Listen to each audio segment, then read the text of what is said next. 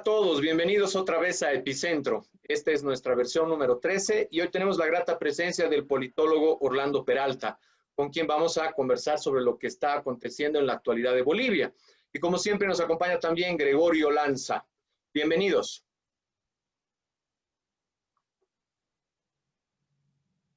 Hola. Entonces, demos inicio a lo que tenemos preparado para el día de hoy. Esta ha sido una semana bastante particular. Y estamos a días de las próximas elecciones nacionales. 29 días en realidad faltan para las elecciones. Y en esta semana hemos notado la importancia de las encuestas. La encuesta de Tu Voto Cuenta ha salido con los resultados a nivel nacional, que los vamos a detallar y a conversar con Orlando y con Gregorio en los próximos minutos. Y como resultado también de toda esa valoración en términos de la encuesta de Tu Voto Cuenta, la presidenta Áñez ha decidido bajarse de la candidatura, ¿no? Efectivamente, buen día José Luis, buen día Orlando, un gusto de tener a Orlando en este programa y comenzar señalando que la encuesta Tu Voto Cuenta realizada por la Fundación Jubileo y otras instituciones ha tenido un impacto muy grande en la política en el país y ha tenido un impacto porque es una encuesta creíble. Analizando el tema, llegué a la conclusión de que en realidad las encuestas son un bien público, porque debe favorecer para que la población pueda hacer un voto informado. Y muchas de las otras encuestas que se han sacado por empresas privadas han estado contagiadas por intereses políticos y recursos de por medio.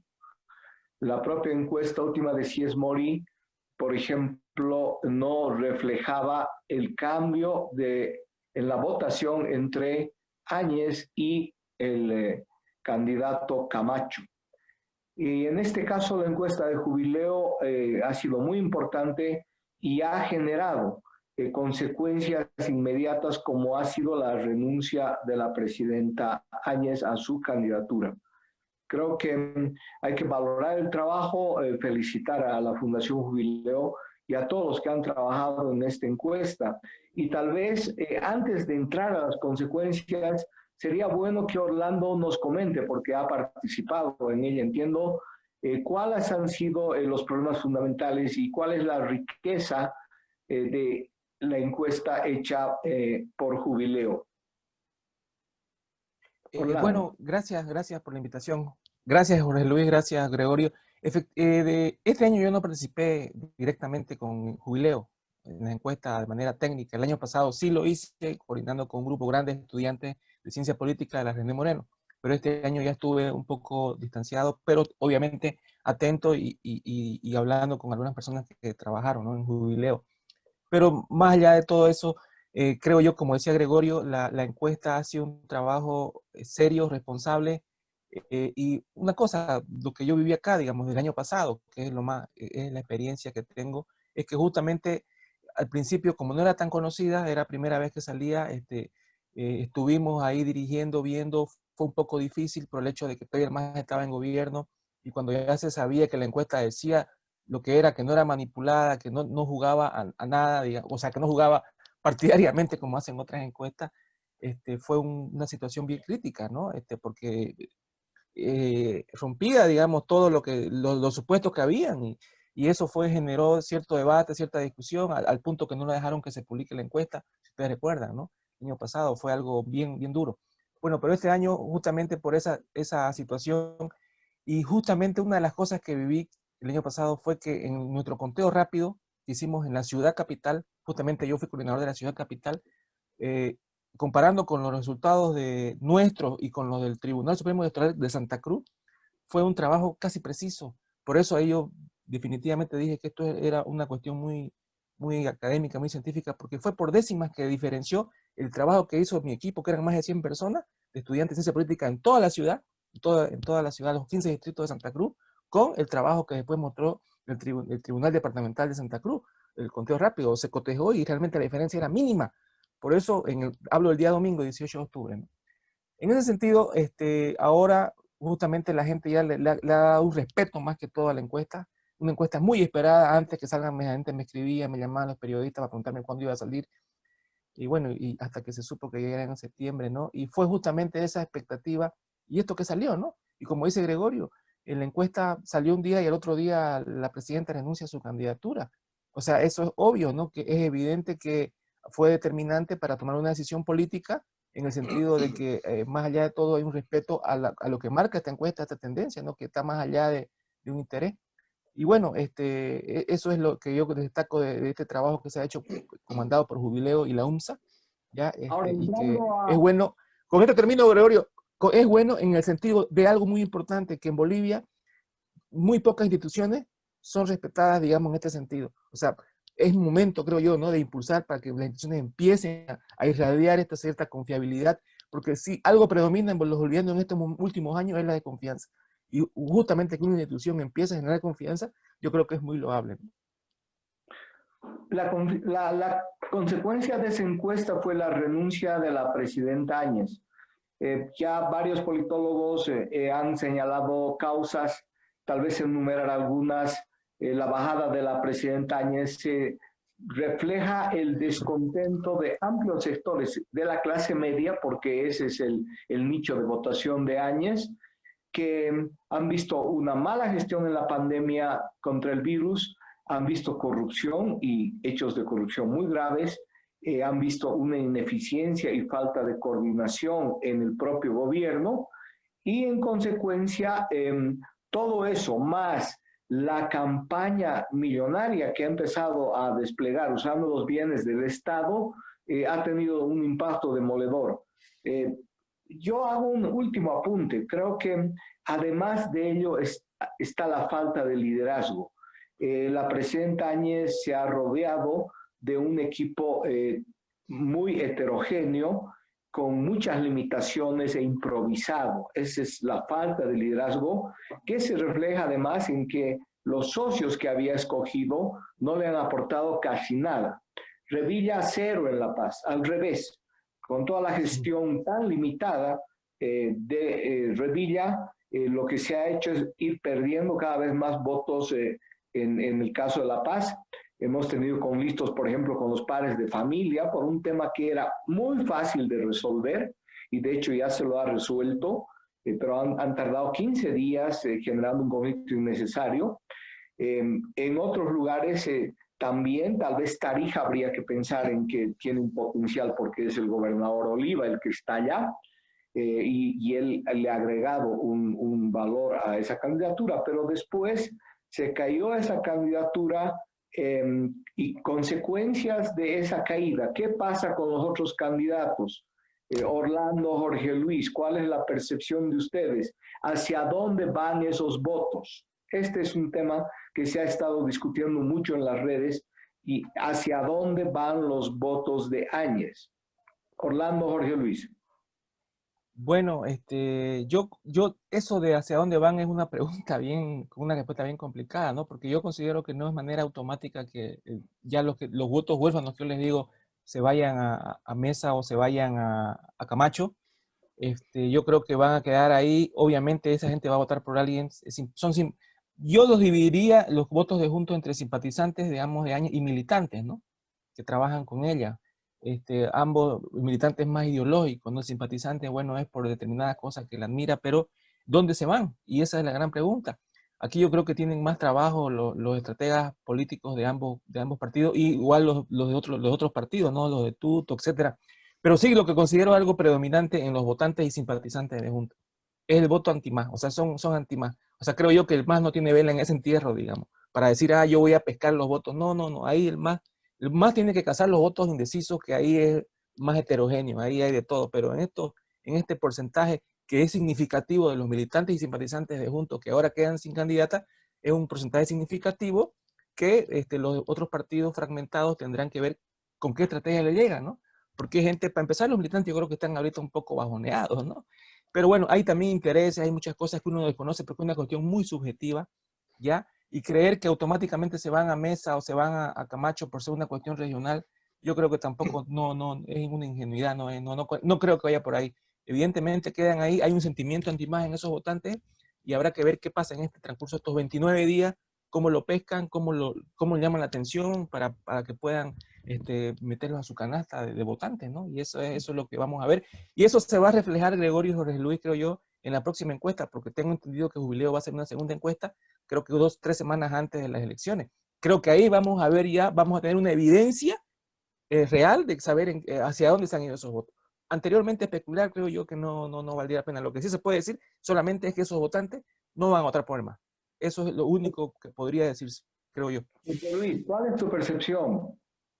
Sí, un primer apunte yo les diría, va en este sentido. Cuando hablan ustedes de que la importancia de tu voto cuenta, por supuesto que no, nadie niega la importancia que pueden llegar a tener tu voto cuenta, ¿no? Y luego la decisión de la presidenta Áñez. Pero creo yo más bien que ese es el corolario, ¿no? La decisión de la decisión, ¿no? La decisión de Áñez por bajarse la candidatura es el corolario de anteriores encuestas que fueron saliendo y que por supuesto todos esperábamos tu voto cuenta y sale el resultado y eso fue ya definitivo, ya no había dónde más perderse. Porque no olvidemos que también Áñez y todo su equipo tenían su equipo de campaña con sus propias encuestas y los números no eran muy diferentes, por lo que llegamos a saber. Por otro lado, sobre la pregunta de Gregorio, ¿dónde van los votos? Ya lo mencionaba Orlando con mucha precisión. Estos son votos antimasistas, seguramente se van a dispersar dentro de ese mismo sector del antimasismo, ¿no? Es imposible que el MAS pueda rescatar esta parte de votos, pero aquí hay un gran detalle, diría yo. Existe, creo yo, en la composición de la gente que apoyaba la candidatura de Áñez, un voto más funcional. ¿A qué me refiero con un voto funcional?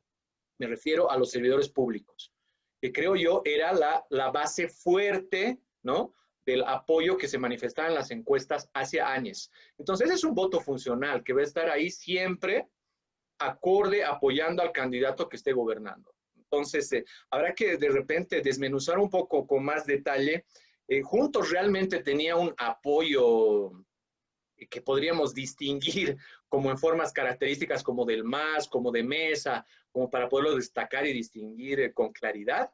No sé, tengo serias dudas, ¿no? Me parece que ese es más un voto, lo vuelvo a repetir, más funcional y asociado a los servidores públicos antes que a otro tipo de sector. Pero coincido con ustedes, ese voto que ya no está concentrado en la candidatura, que estaba concentrado en la candidatura de Áñez, se va a dispersar, pero entre el antimasismo. Para ir cerrando este bloque, habría que tomar nota de la propia encuesta de Jubileo.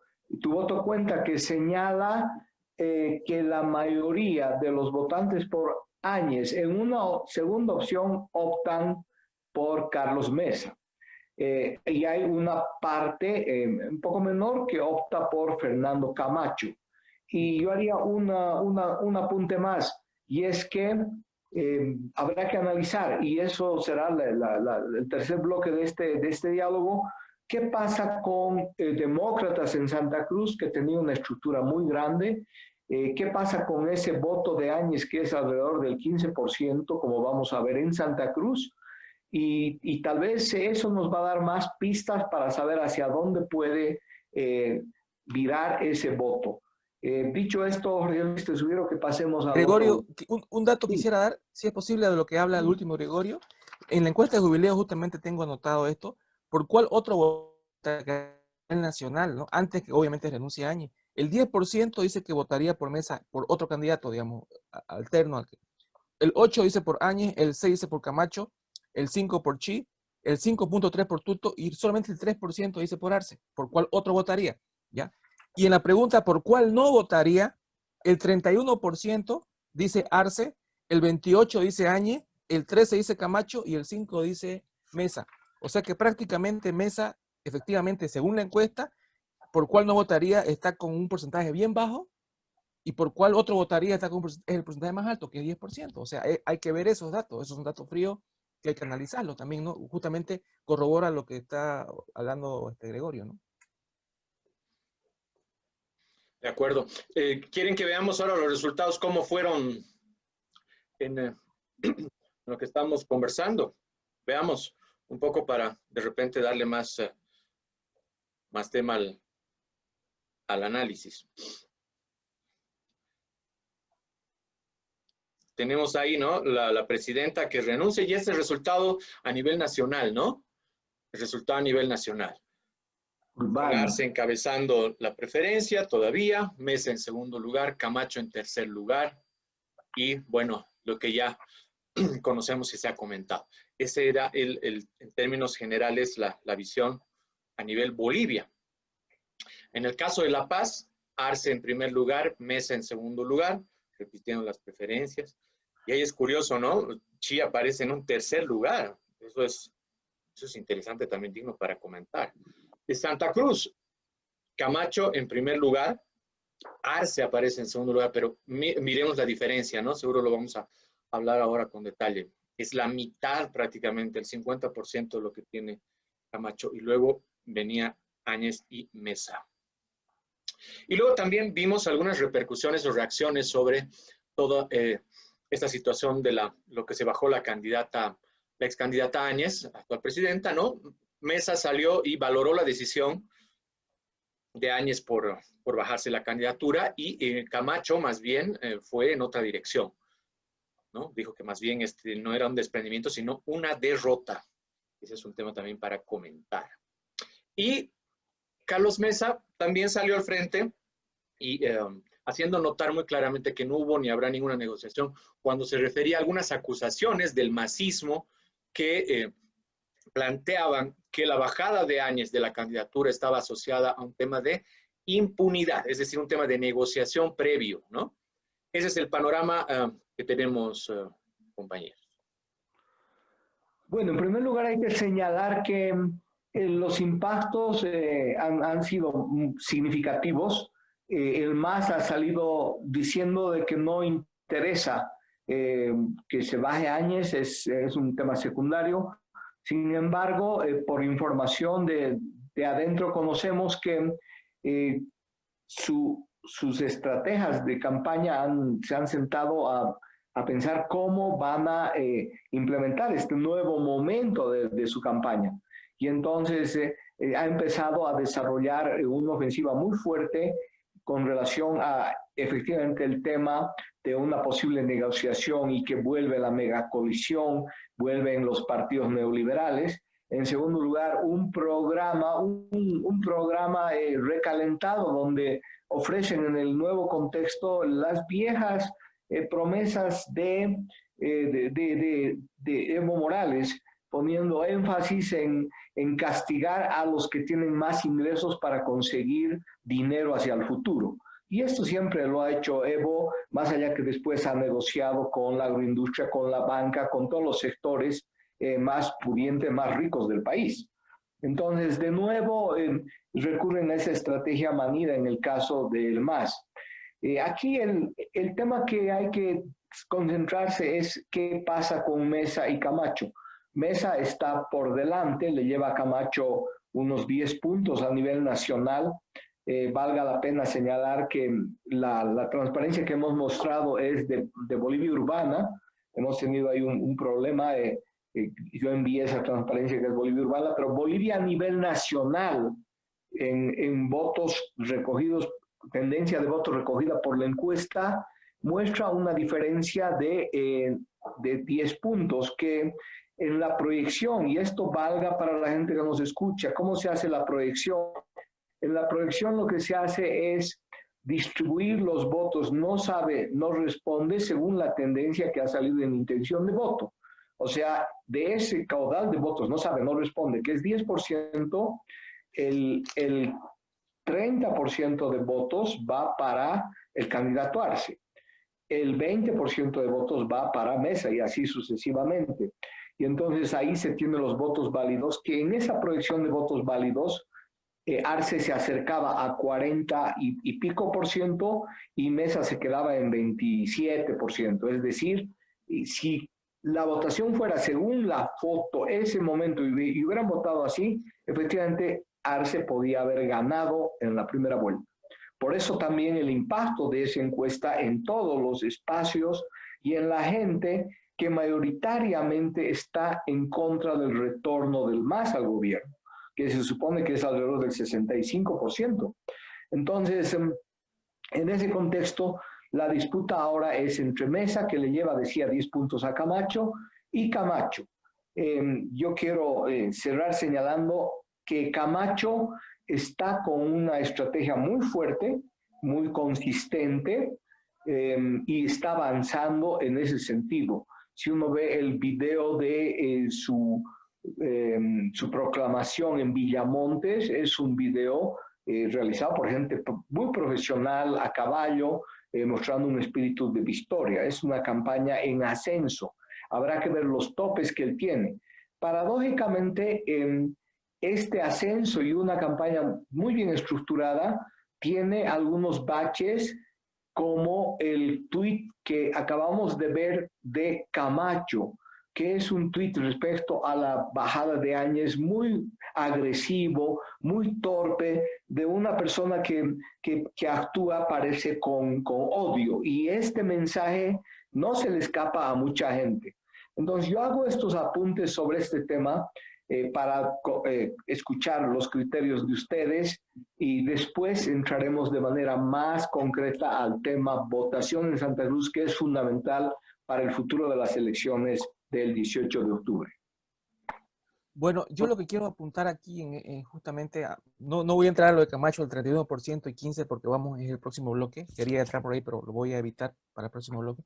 Lo que sí quiero destacar es el tema del Twitter, de los tweets que mostró Luis ahorita, sobre lo que dijo Camacho, sobre lo que dijo Mesa, pero voy a meter otros 2 tweets más que para poder hacer una abstracción más amplia. Son los de ayer o antes de ayer, antes de ayer.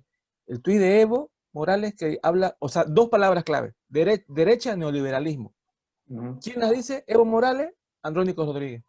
O sea, lo que yo considero en este momento es que justamente, creo yo, que a los MAS, a los estrategas del MAS les ha preocupado la bajada de Áñez, porque al MAS, mientras más fragmentada está la oposición, mejor para ellos. Ahora ellos están preocupados. También dijo Lucho Arce, a mí no me preocupa lo que haga, una frase utilizó, que él estaba dedicado a su campaña y que lo otro no le importaba. Pero yo creo que más bien es al contrario, que sí le importa, porque para ellos ahora la salida de Áñez del juego, esa intención de voto, no sé, ellos saben que no se va para ellos, y veremos a ver a quién se distribuyen, pero justamente creo yo que esos tweets, ¿qué es lo que creo que reflejan los tweets de Evo y de Andrónico, por un lado? Es justamente tratar de reflotar el viejo clivaje que siempre les ha funcionado, ¿no? Que es una característica de los gobiernos populistas, no lo digo yo, lo dicen pensadores, sociólogos argentinos, en el tema de que justamente se juega a la polarización. Los gobiernos populistas juegan a la polarización ideológica, y obviamente neoliberal derecha es una palabra que le ayuda y que justamente es para fortalecer su discurso político. No es casual que lo digan ayer Andrónico y Evo, en el sentido de que la derecha se está desarticulando, que haya negociaciones. Eso uno no lo sabe, ¿no? Pueden ser como no puede ser. Uno no puede decir que no hay, o no también puede decir que hay. Eso no lo sabemos, esos tejimenejes internos no los conocemos, ¿ya? Pero sabemos cómo se maneja la política boliviana, digamos, tampoco seamos ingenuos, ¿ya? Pero justamente aquí lo que quiere ver, demostrar con esos tweets, es justamente interpelar, ¿no? Y decir, la derecha otra vez se está juntando, la megacoalición, y son esas palabras, esas palabras, ese juego de palabras que nos vuelven otra vez, nos reflejan la memoria histórica para esos votantes que justamente son anti época de los partidos tradicionales, ¿no? O sea, ese es el juego político, ese es el juego discursivo al que están apelando. Voy a los tweets de Mesa y de Camacho. Dejo de lado los tweets de Evo y Andrónico. Creo yo que es justamente, ¿no? Como decía, bien lo explicó Gregorio, ¿no? Esos baches, creo que es una buena metáfora para entender, ¿no? Él está con una proyección política en ascenso, que es la que vamos a hablar después en el próximo bloque, Camacho, pero estos baches con este tweet, y el tweet es tweet en este momento, son épocas del tweet, son tiempos políticos donde el tweet es predominante, ¿ya? O sea que creo que yo tiene que tener mucho cuidado en el manejo celular, porque si bien hay un trabajo interesante, como decía Gregorio, de campaña, con un trabajo profesional, técnico, de despliegue de cámaras, etcétera, etcétera, como debería trabajar toda candidatura, con un tweet puede, digamos, fregar eso, digamos, ¿no? Por lo tanto, yo creo que en ese sentido ha cometido un error. Y en el caso de Mesa, ha sido un tweet moderado, acorde, porque al fin y al cabo hay una cuestión importante aquí. Ya ella renunció. Los motivos los sabemos, como decía Jorge Luis. Hay motivos y obviamente la encuesta fue el corolario. O sea, no es porque por la encuesta renunció, no. Hay una serie de motivos que vienen y ya la encuesta reflejó, digamos, dio cuenta de eso y ya. Pero aquí el hecho es que si ella renunció, yo la considero una decisión pragmática y una decisión respetable, porque otros candidatos que están más abajo que no han renunciado, pero ya han renunciado a pesar de que tienen todo el aparataje de la burocracia, ya renunció, señora, sabemos lo que pasó atrás, pero digamos renunció y volverla a criticar, digamos, en el sentido de decir, no, esto y esto es como ya escupir a una persona que está en el piso, que ya está caída y escupirla, digamos, y eso creo que no es válido, ¿no? Hay que respetar en ese sentido. Por lo tanto, aquí eso es lo que yo creo en estos tweets, manejando ya el tema de los Twitter y todas estas cosas, creo que ahí tendrían que analizar bien, ¿no? Para que no metan la pata y tengan cuidado con el trabajo que están haciendo como equipo de campaña en los frentes políticos. Jorge Luis, ¿cómo ves el tema? Sí, claro, es bien interesante lo que estaban mencionando también, Orlando, el tema de las redes, ¿no? Si vemos con mayor detenimiento la participación de cada una de las campañas, de repente tendríamos que decir que esta campaña de los diferentes frentes ha sido bien pobre, ¿no? Yo veo hasta ausencia de eslogans en cada una de las campañas, no hay un mensaje claro, meridiano, que te diga yo propongo tal cosa y lo oferto de esta forma y pienso lograrlo de esta forma. Entonces, es una ausencia notable. De repente esta campaña nos va a dar para analizar con más detenimiento cuando finalice cómo se ha hecho esa dirección o esa lógica, esa perspectiva.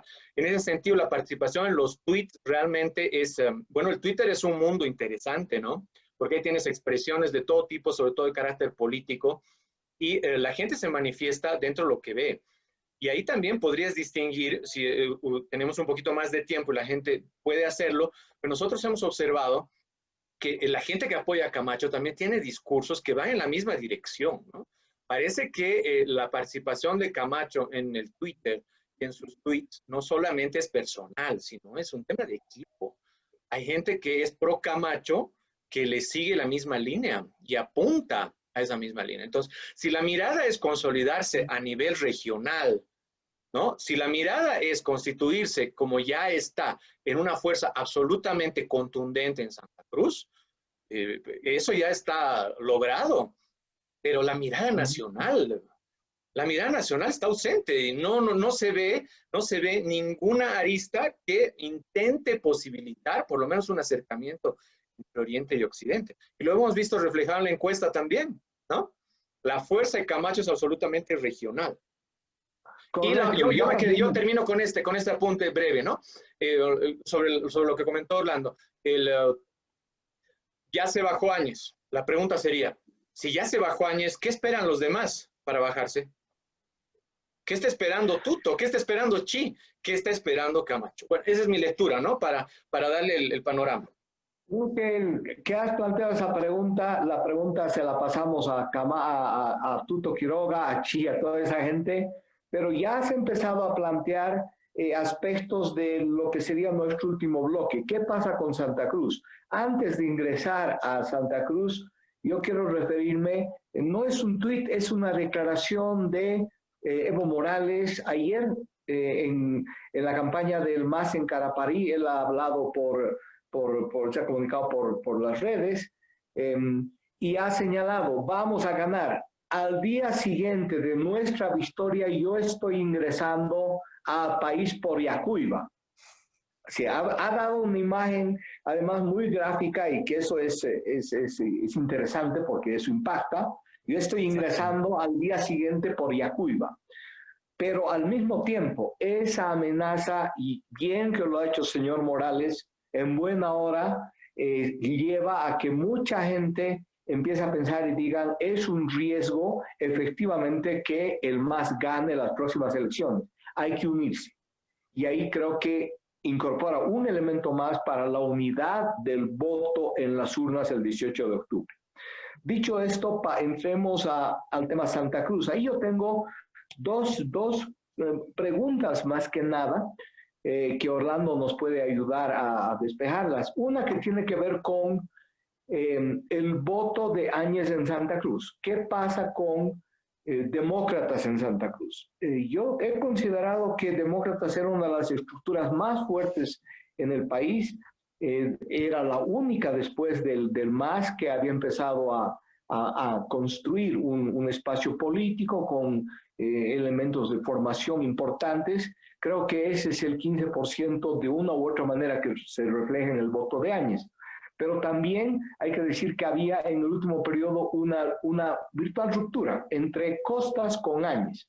Costas ha señalado, vamos a apoyar a la candidatura de Áñez por lealtad institucional. Es como decir, porque nos hemos comprometido, ya hemos metido la pata y hay que seguir nomás, no podemos dar un paso atrás. Ahora dice que van a diseñar una nueva hoja de ruta. Uno. Y dos, ¿qué pasa con la acumulación de Camacho? ¿Tiene más espacio? ¿Ha llegado a su tope en Santa Cruz? ¿O se podrá seguir beneficiando de los indecisos y de ese voto que deja Áñez?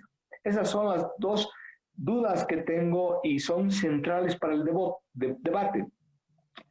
El resultado del 18 de octubre ahora en gran medida está en manos de lo que decidan los votantes en Santa Cruz. Orlando. Bueno, aquí hay un factor, un fenómeno político regional. Camacho es popular, así de simple, es popular en los barrios, es popular en las provincias, no en todas, pero en la mayoría, en la Chiquitanía, en el norte. Obviamente en el norte Yapacaní es una trinchera masista, ¿no? Del MAS, pero en el norte integrado, en Portachuelo, Montero, Guarne, Buenavista, en la Chiquitanía, también un amigo que vive allá me está diciendo que allá la gente es pro Camacho, en San José, o sea, es predominante, no es hegemónico, es predominante. Y creo yo, en ese sentido popular, es lo que está fuerte ahorita, es un proyecto político en ascenso regional, ¿no? Y en el caso de demócratas, ¿cómo queda demócratas? Ayer Costa salía con su gente de la gobernación justamente a hablar de destacar de la renuncia de Áñez, ¿no? Yo creo que Demócratas con la salida de Áñez del juego ha perdido también, ya a manera institucional, porque es un partido político regional que se estaba proyectando desde hace más de 15, prácticamente desde que Rubén Costa es gobernador, y después en el 2010 creo que se constituyó en Demócratas, si no me equivoco, 2011. Ya, pero está ahí, es una fuerza que tiene un recurso de poder todavía vigente, que es la gobernación, una estructura burocrática que hay en la gobernación, pero ha quedado debilitado, ¿no? Porque ahorita ya no es una fuerza política popular. Evidentemente es una fuerza política que está ahí, que está presente, que gobierna, pero no es popular, porque la popularidad se ha ido con Creemos en Santa Cruz. Ya hay esa diferencia. Y hay otro factor también importante que es evidente, pero obviamente eso hay que desmenuzarlo con más atención. Y ahorita no tengo la evidencia, pero se refleja, digamos, a grandes rasgos, es el tema de los grupos de poder en Santa Cruz, ¿no? De las élites, de élites económicas y élites de poder, digamos, ¿no? En el sentido de que creo yo que ahí hay que ver en qué medida se van con estas dos fuerzas políticas, ¿no? Y creo que ahí también hay una disputa interna, ¿no? Que yo no puedo decir ahorita está con este, está con esto, pero se refleja, ¿no? En el tema de la discusión y de los intereses que hay. O sea, podemos llegar a una primera conclusión que el destino de los votos en Santa Cruz va a depender de cómo reaccionan demócratas frente a este nuevo escenario. Yo ahí tengo mis dudas sobre lo que planteas, Orlando, de que pierde en demócratas con la salida de Áñez. Yo creo que veían que se venía un fracaso, se venía una votación parecida a la de Ortiz de 4 o 5. Los comentarios de Orlando me dan pie a 13 aspectos que ameritan evaluarlos y hacer seguimiento para efectivamente ver cómo va a orientarse el voto de Santa Cruz en los próximos días. El primero con relación a demócratas. Yo creo que demócratas no pierde tanto con la salida de la presidenta Áñez a su candidatura, porque en definitiva la posibilidad de un fracaso electoral con 4%, como les fue con Ortiz, hubiera sido mucho peor. Además, las tensiones entre demócratas y la presidenta Áñez ya eran muy fuertes, habían subido de tono. De hecho, la declaración de Costas diciendo vamos a apoyar por lealtad institucional, en absoluto estaba reflejando entusiasmo de apoyar esa candidatura y más bien para mantener su palabra. Creo que ahora van a definir una nueva hoja de ruta y dependerá cuál es su decisión. Si adoptan, por ejemplo, el camino de apoyar la candidatura de Carlos Mesa, tienen una infraestructura que podía permitir realmente que una buena parte del voto de Áñez vaya a Carlos Mesa y modificar la tendencia del voto a nivel de Santa Cruz y a nivel nacional. Por otro lado, coincido en que existiendo un entusiasmo y reconociendo el liderazgo que tiene Camacho en Santa Cruz y que es muy importante, es un nuevo liderazgo, pero al mismo tiempo habrá que ver cómo pesa el temor al retorno de el MAS. Y eso especialmente en las capas más de clase media, más letradas, podría ser un factor que incida. Junto a estos baches que muestra Camacho ya en la reacción personal, cuando esas actitudes agresivas lo hacen salir de la estrategia de campaña y provocan una ruptura con una campaña consistente, agresiva, pero que no llega a la amenaza, que no llega a la agresión. Comúnmente en Occidente se dice, no hay que hacer leña de un árbol caído, y eso creo que fue el reflejo del tuit de Camacho. Entonces, habrá que ver cómo evolucionan todos estos factores y finalmente, el tercer apunte es qué va a decidir la élite cruceña, qué van a decidir los sectores de poder de la CAINCO, de las diferentes instancias del propio comité cívico en un momento ya determinado, porque las tensiones que también hay al interior de la élite cruceña se pueden reflejar en la opción de voto por Mesa o por Camacho. Estos son aspectos fundamentales. Creo que la presencia de Orlando y agradecerte nuevamente es muy importante. En 15 días nos volveremos a encontrar con Orlando y de mi parte eso sería todo, Jorge Luis. Gracias, Gregorio. Sí, dos apuntes ahí, ¿no? Para ir cerrando. Cuando tú mencionas y dices el tema de Santa Cruz, que va a ser decisiva para esta próxima elección que ya viene en días.